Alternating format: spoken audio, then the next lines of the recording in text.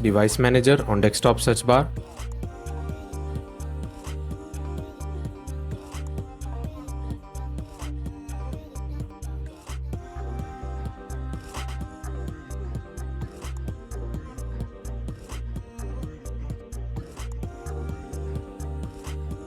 Click to expand display adapters. Select your monitor. Right click on it. Click on Update Driver.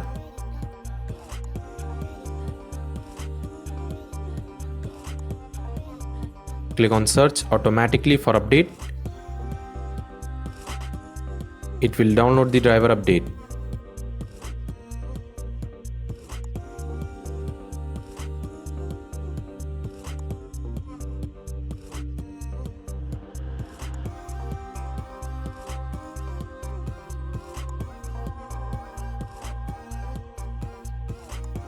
Just go back. In my case, it is already downloaded.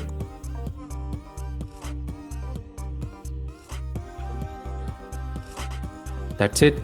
Thanks for watching.